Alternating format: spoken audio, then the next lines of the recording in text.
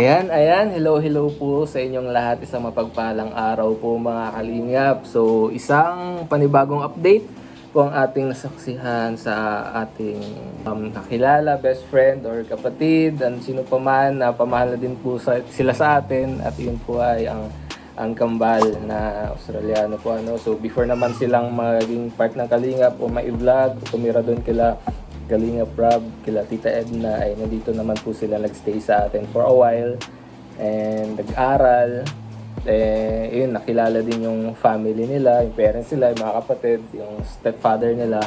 And ngayon, ang saya lang sa feeling na parang paunti-unti nang nagkakaroon ng kasagutan yung mga katanungan nila before, 'di ba, na sana yung father nila. Parang dumating pa nga sa point na nawala na sila ng pag-asa na parang makilala pa or makita pa yung tunay nilang ama. Pero this time, ibang usapan na to kasi parang paunti-unting lumalapit na tayo sa katotohanan. Although wala pang confirmation kasi DNA test lang yung makapag-confirm talaga. Pero ako, personally, feeling ko parang kahit di ko sila kamag-anak, pero feeling ko yun na yung ama nila. Kasi sa ilang angle ng picture, parang magkamukha. Parang nakikita ko dun sa picture, sa image nung pinakita ni Kalinga from na picture. Actually, nakita ko na din sa picture na pinakita sa akin ni Mama at Papa. Sinend sa akin personally yung image nung tatay sa akin mga kapatid nila. Sabi ko, hindi malayo eh. Hindi malayo eh. So, posibleng ito yun, yung tagal na nilang hinahanap na tayo. Pero, hindi natin masasabi without confirmation nga nung DNA test. Saka, kung ma-confirm sabi ko, kung makita ito nung mother nung kambal at ma-confirm nila, ma-confirm niya na yun nga talaga yung tatay. Baka yun na nga talaga. So, makapag-confirm lang nun si Nanay Maribel. Ako ay na-excite sa kanilang dalawa kasi feeling ko malapit na din talaga kasi alam ko kahilingan pa lang nila sa panahon pa ng KMJS, sa paghahanap, 'di ba? Pero ngayon sa tulong ng Leia and Blair's Log ay mas lalo na padali yung proseso po ng paghahanap. Search and rescue. Yan, paghanap po sa nawawalang parents ng kambal. At ako po ay masaya. Uy!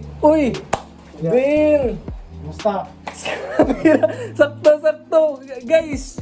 Look who's here! Nag-update ako. Nagagawa ko ng panibagong vlog kay... Nagpunta ko. Napanood ko yung video ninyo na About kay Papa.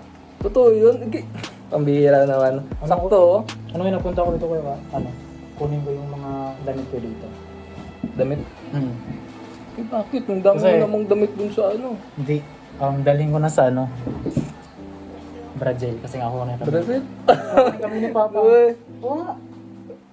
Legit? Legit nga, promise. Paano yan si Mama mo nagpayag? Pahit nga si Mama. Yan ang desisyon ni Edward. Pareho lang. Sayang naman pag-aaral ninyo dito. Tuloy na pag-aaral ninyo doon? Paparalin kayo doon? Tuloy ang pag-aaral namin. Paano na ako? Paano na kami dito? Iwan na kami. Pambihira naman ito. Guys, bumisita sa atin si Edwin, Pero akala ko good news pero parang good news sa inyo pero parang bad news sa amin, aalis ka. Ganun talaga ang buhay. Pag-decide na kayo na kasi parang napanood ko dun sa vlog ninyo kay Kalingar, undecided pa kayo parang pinag-iisipan pa ninyo. Then ngayon nakapag-isip na kami ng talaga. Kami ni Edward. Oo. Pero kung gano'n namang desisyon yun, feeling ko naman for the best naman yun para sa inyo naman. Kasi parang narinig ko na tutulungan kayo dun ni Papa ninyo na mapaaralin pag kinuha kayo kung ma-confirm na siya nga. Okay. Pero feeling ko totoo, bro. Oo, kasi nga kagabi nag-video kami ni Mama. Oo. Kinulit talaga si Mama na sure ka ba man na ito talaga yung Papa namin? Sabi niya, sure nga. Siguro mga 20 beses ko siya tinanong. Sabi, ang kulit mo naman, siya nga talaga yung papa mo. So, kinonfirm na. Oo.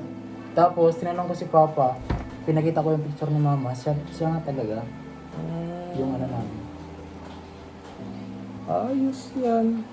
Pwede, parang nagkaroon na ng kasagutan yung katanungan ninyo na Sa wakas. taga na ninyo. Grabe yung tagal lang yung hintay. Iniyak nyo pa yan sa KMS. Hindi ako iyakin, pero noon nakaiyak ko doon. Si Edward dito. Sa Edward nun. Kasi Edward, di ko pa nakita umiyak pero umiyak sa ano eh. Huling nakita ko yung umiyak doon sa ano. Sa vlog ng graduation nila. Kaya nga. Pero ano? Tawag dito? Higit? Baka may napang mo. Parang hirap naman nun. Naiiwan mo sila mama mo dito. Payag naman daw sila. Payag. Basta tuwing bakasyon. Hindi pa. O gawin na, punta ka ng Brazil, baka magaganyan-ganyan. Ganyan-ganyan. Tat. Pero, ayun. Pero ang masasabi ko lang sa inyo bro, kung talagang decision nyo yan, alam ko na din naman na hindi naman kayo papabayaan doon ng parents mo, ng itong papa mo. Pero, sayang dito bro. Dito ka na lang. Anong umalis? Dito ka na lang. Huwag ka na umalis. Alis na ba? Biro lang talaga. Ha? Biro lang. Siyempre, tapusin ko muna yung pag-aaral dito. Pero, ano ka? Tutuloy ka talaga doon pagtapos mo gano'n? Oo, doon talaga. Ay, trabaho. Kala ko naman, tinututuo mo na ako eh. Muntik na ako doon ha. Guys, sa prank lang pala. Ano lang, pag tapusin ko muna yung pag-aaral dito, siyempre. Oo, yun ang tama ka. Kasi- Although, kahit na nag-offer si father mo na ano doon, na doon kayo mag-study. Kasi kung maglipat kami, mahirapan kami mag-adjust doon. Oo. Okay lang kung English, medyo makasabay naman. Pero yung lingwahe nila doon mahirap. Mm-mm. Yung Brazil. Parang Espanyol yung ano nila. Mm. So yun guys, ano tayo parang na prank ni Edwin. Pero ayun bro, congrats sa ano kahit pa paano napunan na yung parang Kaya, nabuo na ba? Oo. Ayun nga na napunan na yung ano ninyo, yung pagkatao ninyo. Happy for you. Sige kuya, ano lang po ako. Ay, Nangumusta lang po ako sa sa inaanak ko. ay kay Ang ano laki na, Sasha, ano? laki na no. Ang ninong ka niyan eh. Kaya, Oh, di ka pwedeng umalis muna dito nang hindi niya pa dedication. kaya, Kaya dapat ano muna, dedication muna bago pa pwedeng pumunta ng Brazil. Or dapat makilala ka muna niya talaga yung nakakilala na siya.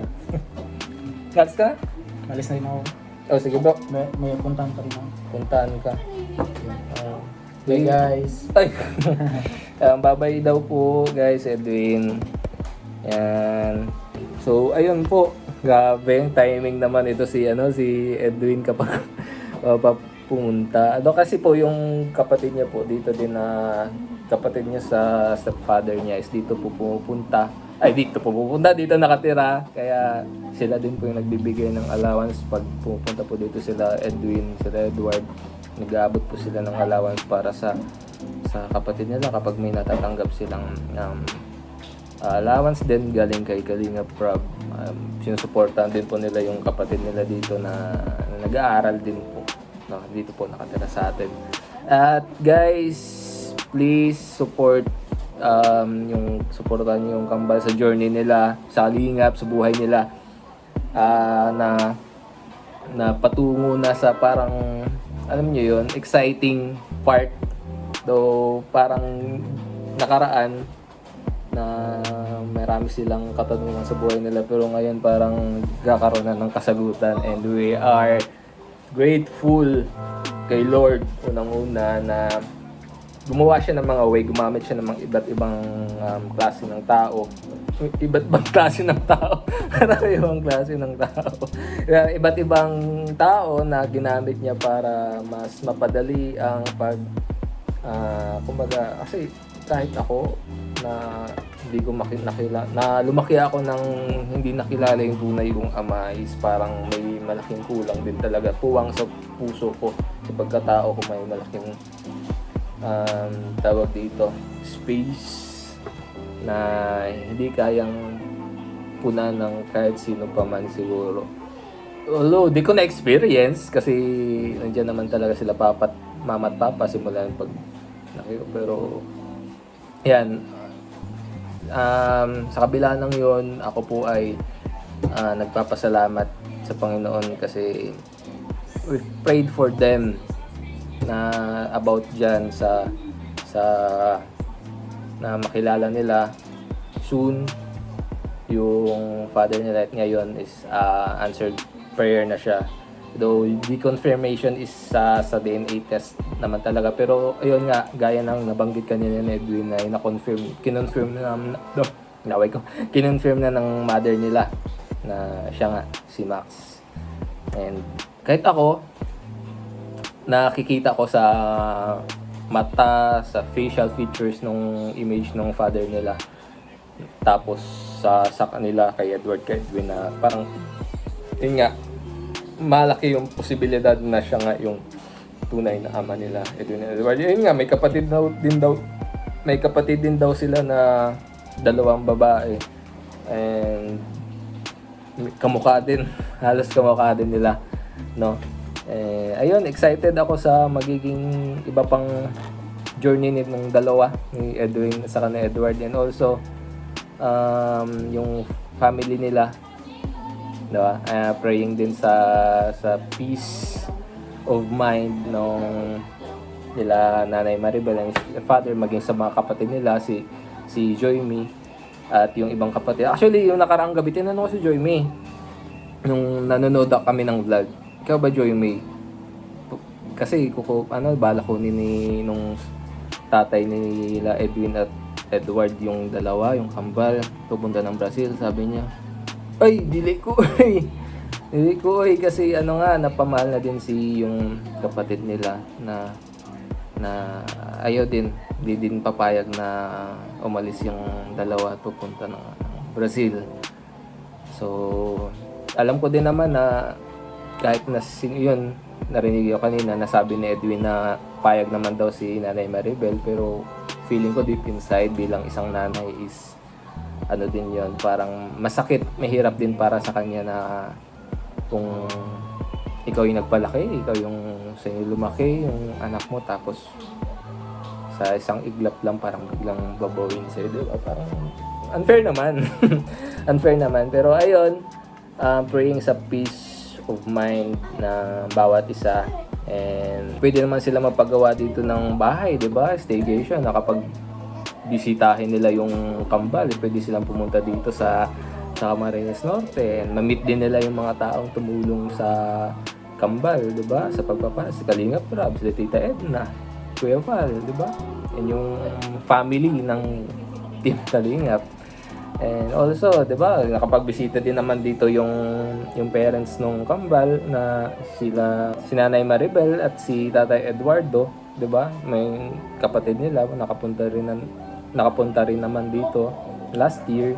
Ay pwede naman yun maulit-ulit at mag-meet sila. So ako bilang kuya nila ay suportahan na lang din sila at ipag-pray. And na-miss ko din sumama sa mission, so hopefully na makapag-mission na din ulit ako. At ayun po, yun lang ang ating update for today, and tayo po ay kamustahan lang din. At salamat kay Edwin na dumalaw sa atin dito. Kinamusta inaanak niya, tulog ngayon si baby Sasha, yung atin pong baby girl, and also yung kanyang kapatid na bigay siya ng allowance. So, di ba? So, loving kuya yan. So, ayun po. Maraming salamat po sa pagsubaybay, and also thank you Edwin Edward. Bye-bye po. God bless po sa ating lahat.